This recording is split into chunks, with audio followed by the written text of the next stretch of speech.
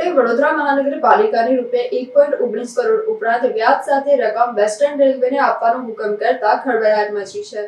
શહેરના પૂર્વને પશ્ચિમથી જોડતા અલકાપુરી રેલવે ગરનાળાની દિવાલ પર પાલિકા દ્વારા જાહેરાતો લગાવાઈ હતી। પાલિકાએ અનઅધિકૃત રીતે કરાર દ્વારા કોમર્શિયલ ઉપયોગ કરી જાહેરાતો લગાવી હતી। રેલવે દ્વારા આ જગ્યા પોતાની માલિકી આધારિત હોવાનો દાવો કોર્ટમાં દાખલ કર્યો હતો। રેલવે દ્વારા આ મામલે દસ્તાવેજી પુરાવા અને દલીલો નામદાર કોર્ટ સમક્ષ કરાઈ હતી। નામદાર કોર્ટે દલીલો બાદ ₹1.19 કરોડ ઉપરાંત વ્યાજ સાથે ચૂકવવાનો વડોદરા મહાનગરપાલિકાને હુકમ કર્યો હતો। આ અલકાપુરી ગઢનાળું જે છે એ રેલવે તંત્ર મારફતે 1875ની અંદર બનાવવામાં આવેલું હતું। એ ગઢનાળો બનાવ્યા પછીથી રેલવેની જ માલિકી હતી, પરંતુ વડોદરા મ્યુનિસિપલ કોર્પોરેશને આ ગઢનાળાની દિવાલો ઉપર કોમર્શિયલ જાહેરાતો કરવાના આશયથી ટેન્ડરો મંગાવ્યા। 2004ની સાલમાં ટેન્ડરો મંગાવ્યા, એના ભાવ નક્કી કર્યા અને ગેરકાયદેસર રીતે અનઅધિકૃત રીતે ત્યાં આગળ જાહેરાતના હોલ્ડિંગ્સ મુકાવી અને આવકો મેળવેલી હતી। જે આવક ખરેખર રેલવેને મળવા પાત્ર હોય, એ રેલવેની મિલકતની અંદર કોર્પોરેશન આ પ્રકારનું જાહેરાતો મૂકી જ ના શકે।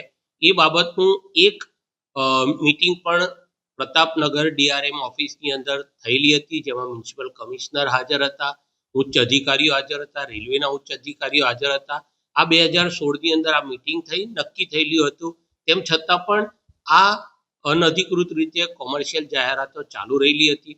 આ બાબતનો રકમ વસૂલ કરવા માટેનો રેલવે મારફતે 2008ની અંદર નામદાર કોર્ટની અંદર દાવો દાખલ કરવામાં આવેલો હતો, જે હાલ આ દાવાના કામે કોમર્શિયલ સિવિલ કોર્ટ મારફતે જજ શ્રી JJ ભટ્ટ સાહેબ મારફતે આ દાવો મંજૂર કરવામાં આવ્યો છે ને રેલવેને ₹1.19 કરોડ ઉપરાંતની મુદ્દલ રકમ ચૂકવવા માટેનો હુકમ કર્યો છે અને 12% સાથે લગભગ 68 લાખ ઉપરાંતની રકમ રેલવેને ચૂકવવાની થાય છે કોર્પોરેશને। આમ કુલ લગભગ ₹1.87 કરોડ ઉપરાંતની રકમ વડોદરા મ્યુનિસિપલ કોર્પોરેશને રેલવેને આપવાની છે।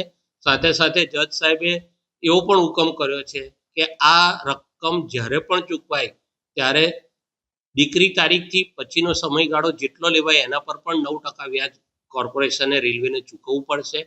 આ નાણાંની માલિકી પણ રેલવેની છે તેવું પણ નામદાર કોર્ટે જાહેર કર્યું છે અને આજુબાજુના જે કંઈ આવા હોલ્ડિંગ્સ લગાવેલા હોય એ 60 દિવસની અંદર દૂર કરવા એવું પણ માર્ગદર્શન આપેલું છે।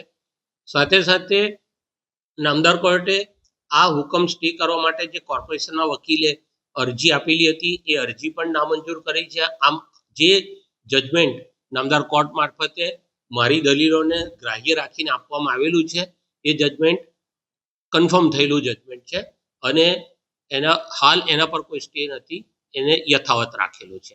આમ આ નાણાંની માલિકી અને તે બાબતે મીટિંગ થયેલ હોવા છતાં પણ કોર્પોરેશન મારફતે આને અનઅધિકૃત રીતે વાણિજ્યિક હેતુની ઘણી જાહેરાતો આપી એની આવકો મેળવવામાં આવેલી, એટલા કારણે દાવો મંજૂર થઈ અને આટલી રકમ વ્યાજ સાથે પરત આપવાનો હુકમ કરેલો છે।